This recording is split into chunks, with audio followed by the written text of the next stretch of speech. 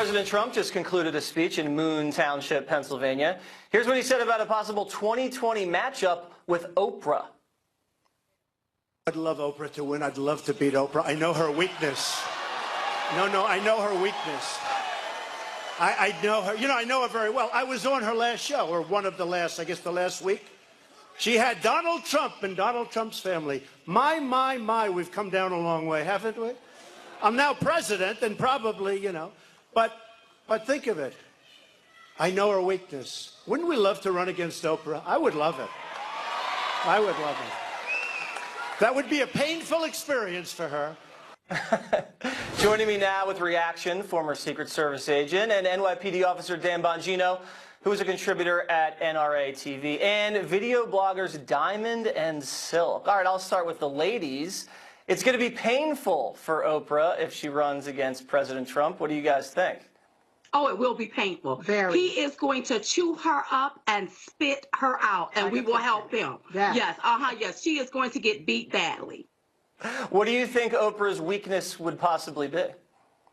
I think her weakness is the fact that she is going along with discrimination, inequality, and no one is saying anything about it. You know, that's what I think her weakness is. And that's what, and listen, she's not for the American people. She built a school in Africa. She wasn't worried about the American people here, the children in Chicago or Baltimore. Right. So those are her weakness.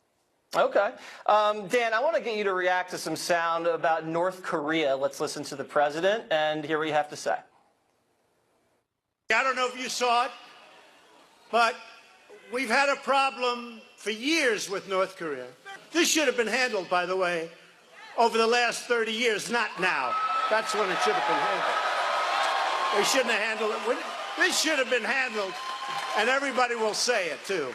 But that's okay, because that's what we do. We handle things. This doesn't happen. You know, they're saying, oh, well, Obama could have done that. Trust me, he couldn't have done that.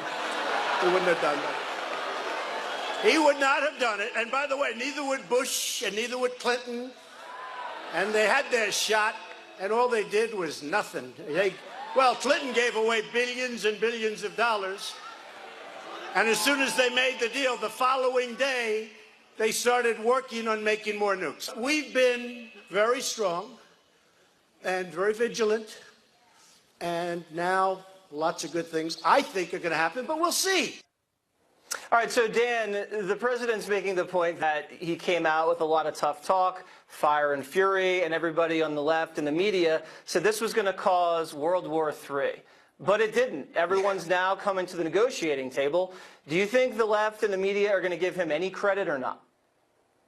Well, listen, shockingly, Jesse, even some people on CNN actually said if he pulls this off, he'd be a great president. Believe me, I'm no fan of CNN, and it pains me to have to give them credit. But let me Would you have to catch that at the airport when you were waiting for your flight? Yeah, you know what? You can't hear anything, which is great. You can only see the talking heads in the airport. Right. But here's the thing. Donald Trump, what got him elected, Jesse, he's a doer, okay? He's not an explainer. He gives great speeches, don't get me wrong. I'm not knocking his ability to give a speech. Nobody motivates a crowd. Obama was an explainer. He spoke in fine Shakespearean prose. I'll tell you what, he could talk a crowd into anything, Barack Obama, but he wasn't a doer. Kim Jong-un knows Trump is a doer, too. And I think he's legitimately afraid that Trump may be a doer when it comes to a first strike. And I think that's what motivated him to get to the table. You can't mistake. You can't extract those two, the doer versus the explainer. And it's amazing. The President Obama used to be able to speak like this for about an hour, and we'd have nothing to show for it. It would be very difficult to get a soundbite. He would break very little news. But, I mean, this president can speak for an hour and change and cover almost every single topic and, you know, set the agenda for the next few days. Ladies, I want to get your opinion. The president said something else about the women's vote. Let's hear it. Women won't like Donald Trump. I said, have I really had that kind of a problem? I don't think so. But women won't like Donald Trump. It will be a rough night for Donald Trump because the women won't come out. We got 52%, right? 52, right?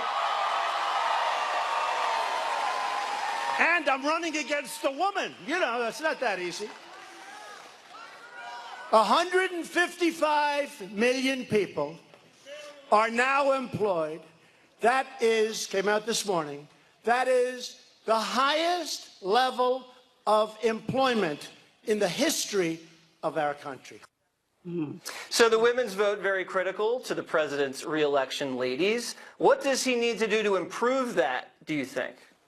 Well, I think that he already have the women. I mean, we all love him. I mean, really and truly. And he's done amazing things when it comes to women, because the women, the unemployment rates among women are low. Unlike up on Obama, it was extremely high. So I think he is doing a phenomenal job with women. I think he's going to do well. I don't think he need to do anything extra. We love that he is being himself. We're not asking him to be politically correct. What we want him to do is be correct about the border, secure it.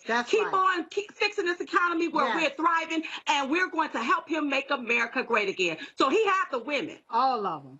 All right. Well, and the president did touch on the threat from MS-13 and all the great job the ICE agents are doing. Dan, we got to run because we got to hit the break, but I just want to thank you guys for sticking around and kicking it around on Waters World. Thank you for having us.